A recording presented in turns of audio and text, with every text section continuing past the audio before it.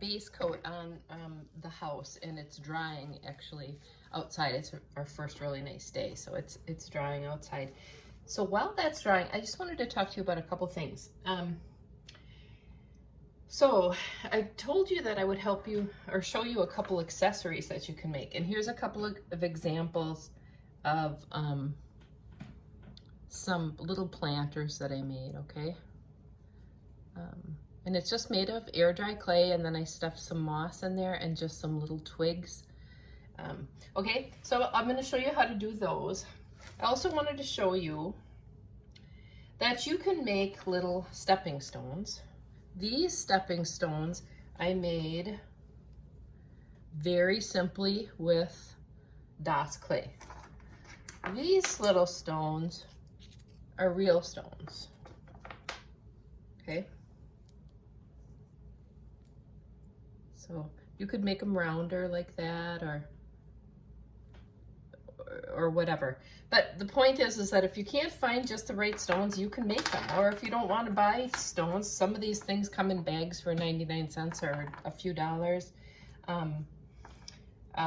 You can make your own little stepping stones, okay?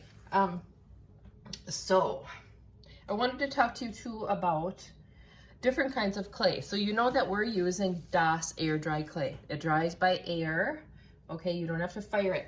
You've probably heard of and maybe use, if you do any sculpting already, is Sculpey. And Sculpey is a brand name. This is Polymer Clay. Fimo is another brand name. There's several brand names of Polymer Clay. These are oven baked clay, okay? They're generally, they hold their shape better. They're harder. They don't dry out by the air. So you could, you know, work on a piece forever more and let it dry overnight, and it's, you know, it's not going to dry out. The benefit of using polymer clay is it holds its shape better. It holds a point. You know, you can do tiny little details and things. People use this for jewelry making, okay? Because it holds and keeps its shape better than air dry clay. Air dry clay is a little bit, I want to say, like, clumsier, okay? You can't really get really tight little peaks that are definitely going to hold up, you know, through your process. So you can mix it, you know, you can mix the two products together, as I did in this piece here. The majority of this is done in air dry clay. I used Sculpey or polymer clay for this owl, okay? The thing about it is when you use the polymer clay, it needs to be fired. So I went through a phase where I was using a lot of polymer clay and making a lot of small little ornaments and animal ornaments and for friends and things, and I'd have to fire them in the oven, and that's not really the best thing, you know, as far as inhaling those fumes.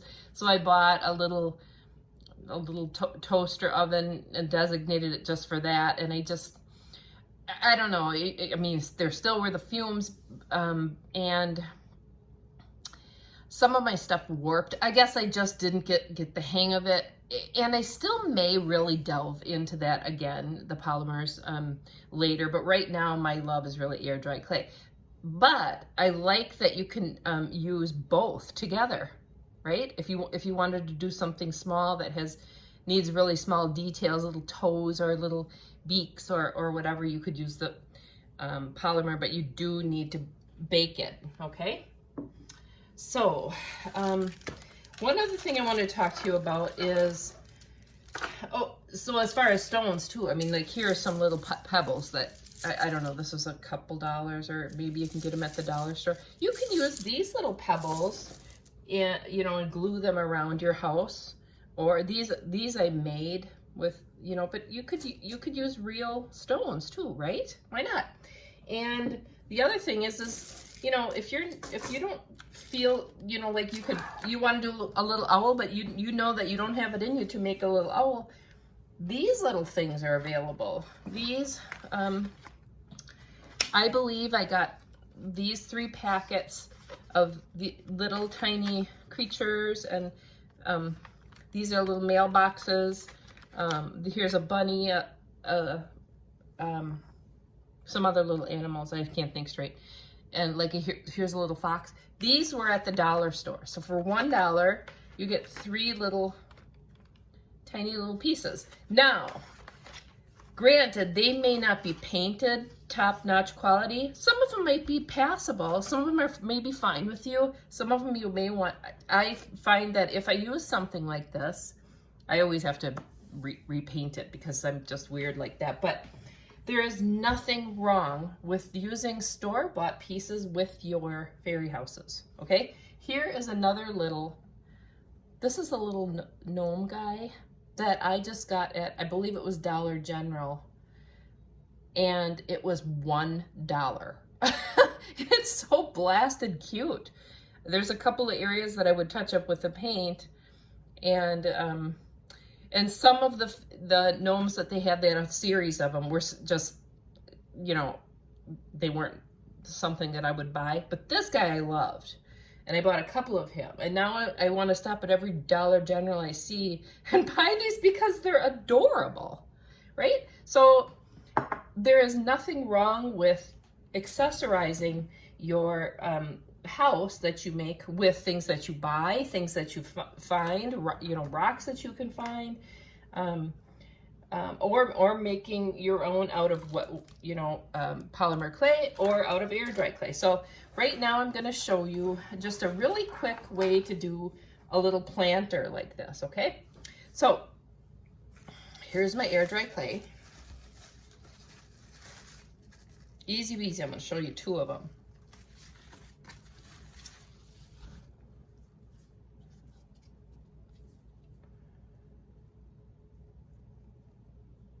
I'm gonna make 2 of them, so I'm going to make 2 balls. Flatten them out. Okay. All right. I'm going to take a piece of chalk, the bottom of a piece of chalk, which I just happen to have here. You can use anything, whatever. So this one is going to be like a square kind of a planter.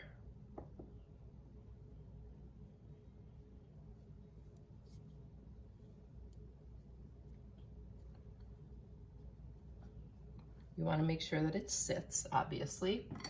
All right, let's see, what are we going to use to make?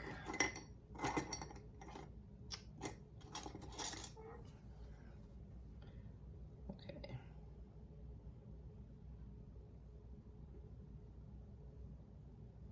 I'm just making like bark, okay?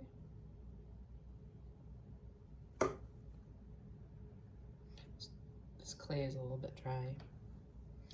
And this is a really fast little tutorial, but you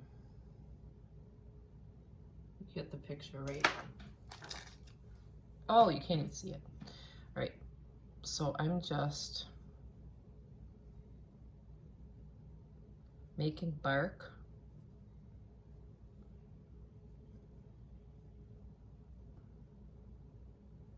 Just use a tool and play around with it.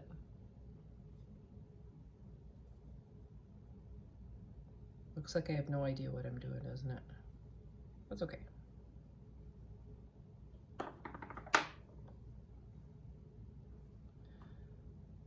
So shape it and then let it dry.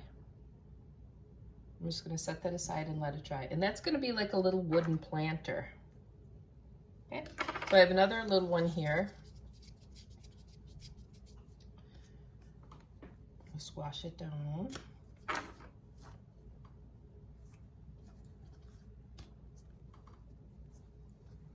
Can't see that, can you? Sorry about it.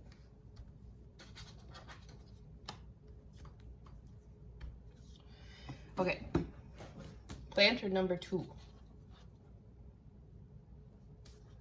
This one can be round. Just use something that you have laying around.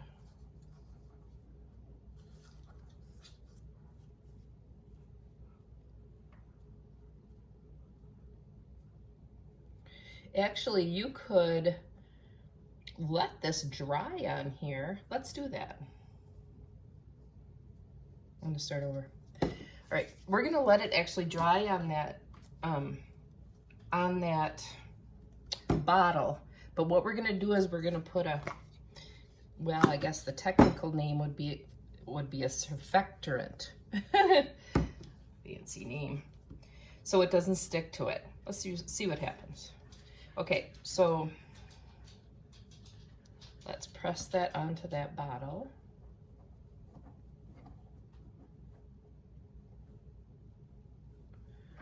Okay, and let's make some bark. Ridges for bark.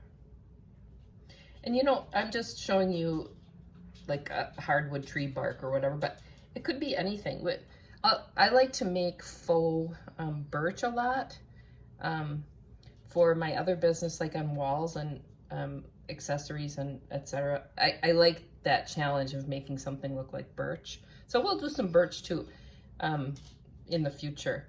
But this one, we're just doing a very simple, we're just gonna let that dry like that, okay? And then in theory, it should pop off because I put a surfactant on it.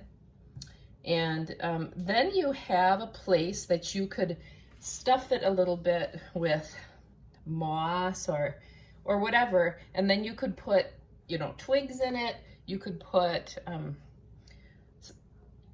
different kinds of greenery that, you know, you could buy, right? Whatever.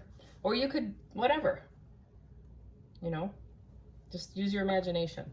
So I guess the point is it's okay to mix natural with things that you could buy, things that you can make. There's no rules here. This is art. So just let your mind go, okay? And just have fun with it. We only have one life, and let's just have some fun. I just want to show you too, the edge of this. Can you see the edge of this fairy house? There's glitter on there. I went through several years of a very glittery stage, and I don't use quite as much glitter anymore, but you know what? I still stinking love glitter.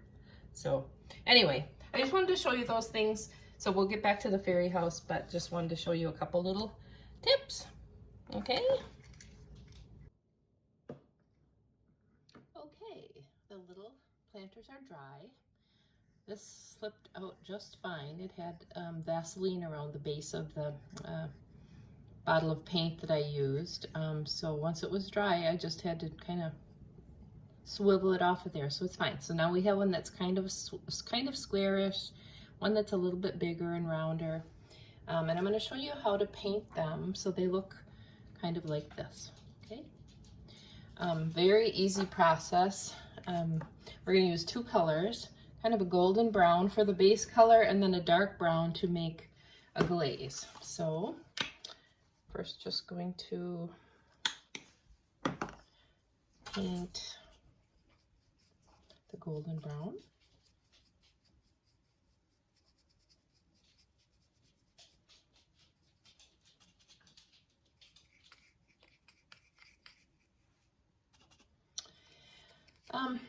Guys, I have a favor to ask you.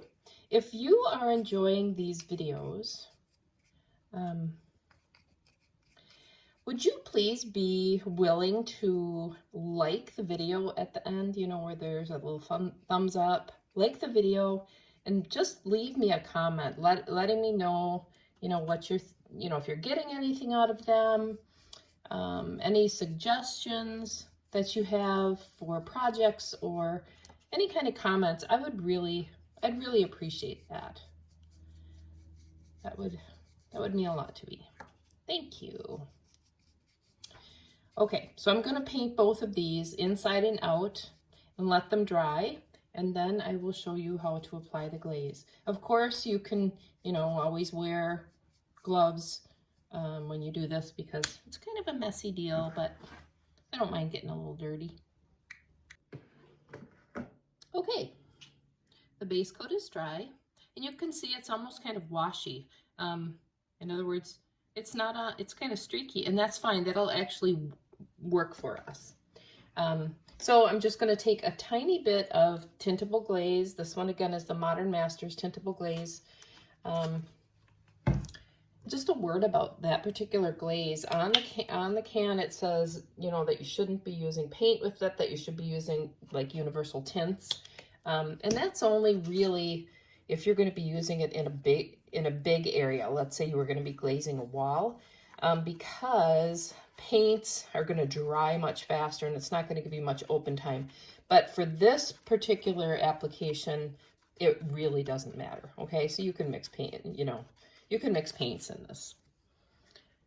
Okay, so you saw what I did. I mixed some of the burnt umber with tintable glaze, and now I'm going to paint it on.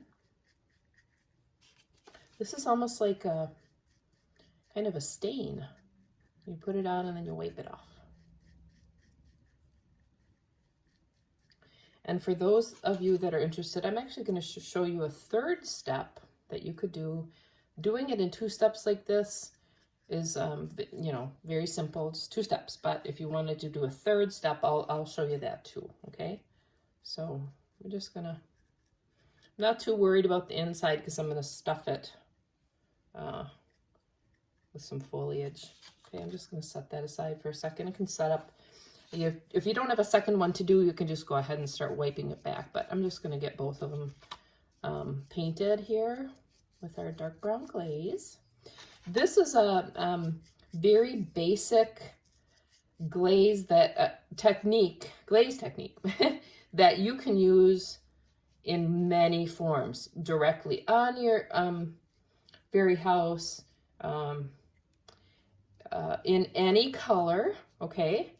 It's just using one color, using another color, oftentimes a darker color, making it into a glaze so it's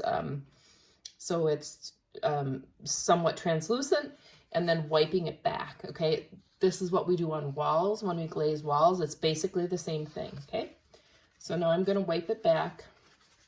You can use, I have a paper towel here, but you could use a dry rag. Okay, so you see how it kind of stayed in the creases. I'll set that aside. Pick up this one. I know I'm a dirty girl here, aren't I?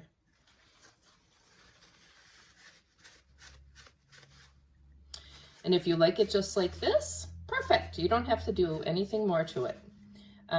In fact, if you liked it just the way it was, you know, solid or a little, you know, in that first coat, perfect. You don't have to do anything else to it. There are no rules. Again, just give yourself permission to, you know, make this easy and fun. And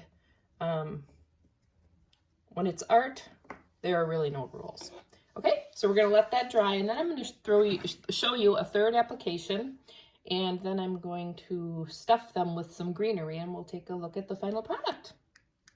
Okay, these are dry. I'm going to leave this one the way it is, okay? And I'm going to show you on this one how to do a dry brushing technique. So here I have some cream color and some yellow. I'm just making a really light golden color.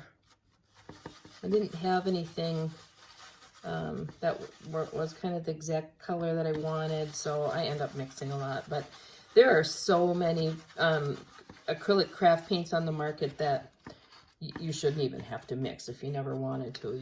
You should be able to buy any color.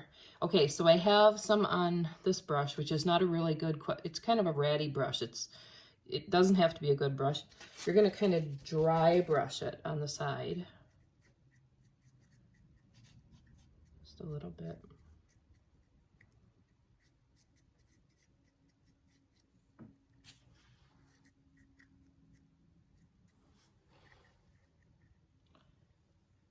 See the difference?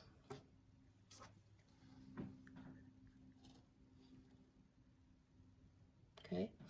Then another thing I'm going to show you, and I know my dry brushing isn't dry yet, but I just wanted to, of course, I came up with one more thing to show you.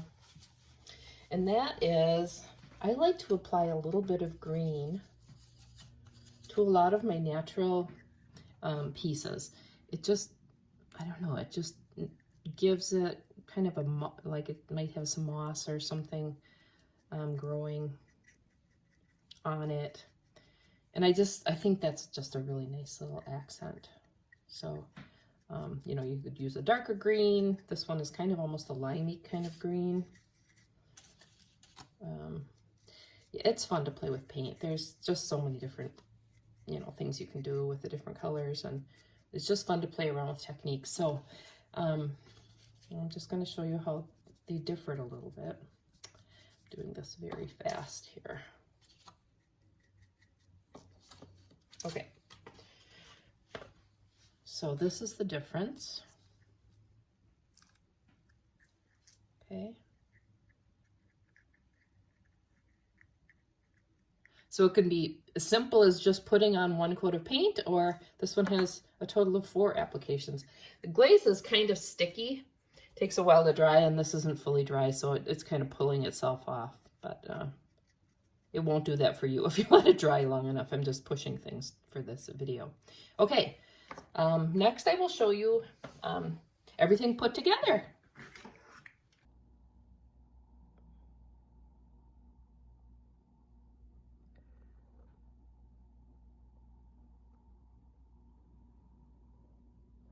Okay, here we are.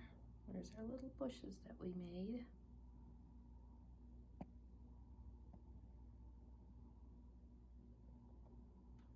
Our little $1 gnome. And this is Max's mushroom house. I just finished this mushroom house tutorial a couple days ago. So that's on my channel too if you'd like to watch it. It's in 2 parts. So I did the tree a couple weeks ago, and the greenery for that tree is the same greenery I used in this basket. So I hope you enjoyed this. This is a lot of fun stuff, and look forward to spending some more time with you. Have a great day, and thanks for arting around with me.